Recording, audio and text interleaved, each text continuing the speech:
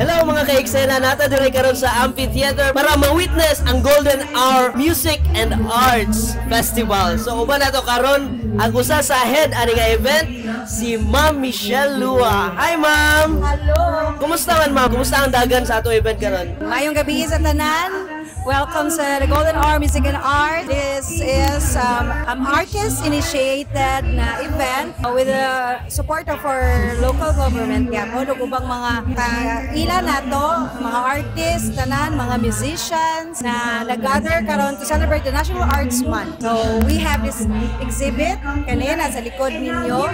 And then, kauban na to ang mga local musicians, local artists here in Cagayan. So, nagka-collaborate na yung mga paintings, may mga sculpture, music, and ma'am, mangutana mo ko sa imo, unsa ni ang Oro Collective? Si ang Oro Collective kay mga artists, musicians, basta mga artists na daghan lahi-lahi og disciplines na nag-uban sa isa ka event like this, ang Golden Hour Music and Arts in celebration of our National Arts Month. Nagtapos ang tanan to highlight the importance of art, so we make this kind of event. Natin music, visual arts. Then ang sa karon, instead na puro na sa gallery or ang mga artworks makita ni hindi mo makita kay wala makita art space aside sa museum na gamay ra kayo. So ihimo na mo siya na mag-exhibit ta sa public na dili pud murag bukot tanawon, although we don't have much budget, pero makaya naman gihapon magic magic. Pero dili na siya makaya without the support of this collective art which is Oro Collective. Apiro ang tanan ng visual and music and mga artists sa laylay yung disciplines. Nakatsada po dani nga kuan mamba na observe is kani nga mga art kay mga pang international sa quality bitaw. Yes. Kumuadto nga na ibutang ni mo dito sa Italy, sa France, mahal na kaayo ni siya. So diri na nato makita nga nagiday na nga quality ang atong arts diri sa Cagayan. Which is wala lang kayo siya kuan, di ba? Wala lang kayo siya platform nga ma-display or ma-exhibit. Ano lang, mo ganing na po tayo music and art space, malo na mo asa na dito kita kanumata mamangin na kami mangin na ever since 2006. Ang kaninga space murag alternative art space na mo cater sa mga artists na natay murag lugar na magtapok in a circle and then mag-story about art and music and murag mapagawas na to ang laylay na tong mga talento or mag-chill lang. Yan ang karumata. Yeah, chill lang. Chill lang. And ma'am, first pa ba ninahitabo nga nag-event with collective artists, musicians, kay nani nga tipok? I don't know, pero murag kani siguro ang isa sa pinakadako kay sa una manggod na may collective art group gyapon na which is Red Lambago Art Collective. Kauban na mo na ang mga owner karon sa Carmen Art District. Napod may event na paray inani. Pero not as big as this na daghan gyud kayo musicians na mga artists na lahi-lahi disciplines gyapon. Walang kalahian niya siguro. Pero same ang purpose to strengthen the art and music in our local arts. Ako na kuan pud ma'am nadunggan kanito nga event kay nagtipok daw sa music na side, nagtipok daw ang mga productions diri sa Cagayan. Okay. Murag kani siya, dili siya mahitapos na kami lang or ako as ahead or si Dodo Apio akong kauban po dali. Kuan din siya, daghan gid mi na mga nag-support. Actually, ang tanang tao na nakadiri karon isa sa reason na ngano mas successful ang isa ka event. So nice kayo, no? So ma'am, sa imo, salamat sa imong support sa pag-document. Kabalo ka sa kaimportansya ang pag-docu sa mga events, kung sa mga nahitabo sa mga kinabuhi nila. Mo po na kay, di ba daghan kay mga events nga naglabay before nga wala na document nga. Oo. Mastorya na lang, wala tayong makapakita na isa po di ay, mo din.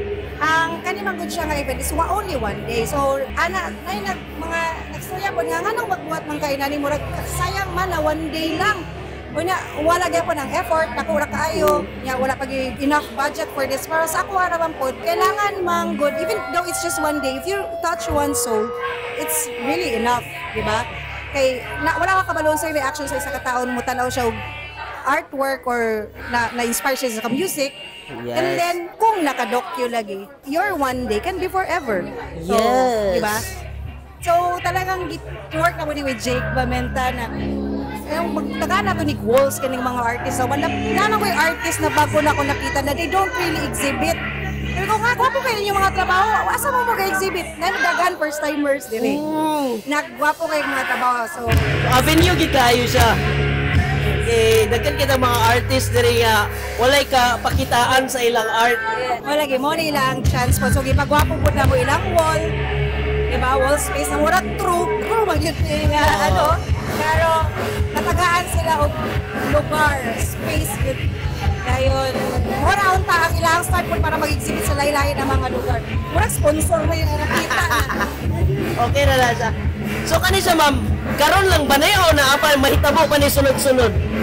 Unta, mahita po, sunod-sunod kung magkahiusag yapon ang tanan o nagyapon ng tatay mga supporter yun kay kung naglililalim ni siya nga trabaho, kailangan siya og daghang support yun.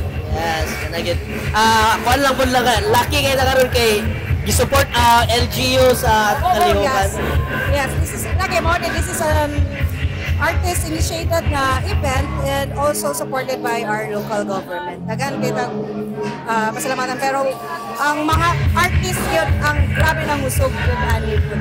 Kaya bahala, lagi na itong mga budget niya na lagi tayo maagi na ma-push niya po nato ang sa nato dapat buhaton. And pasalamat kita na karon na ang side sa government na murag ano nila ba na makita nila nga importante nila event. So siguro sa sunod mas dako pa na suporta atong makita sa ila.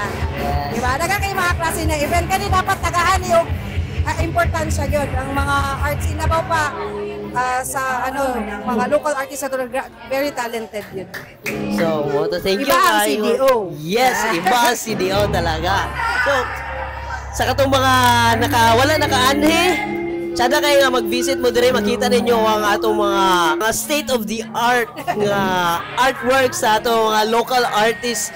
Dili magid siya basta-basta kayo. Kay kung ibutang na ninyo sa France, sa Italy nga mga works, minilyon na niya ang worth. Diba? So, Importante kayang art sa mga dato na mga lugar, ano gyud ang art. Na importansya gyud. Yes. So this is kani nga event mo kanila ginanipod ta kay para ma-orient nato hinay-hinay kung sa importance sa art ng anong katapok ta diari, di ba?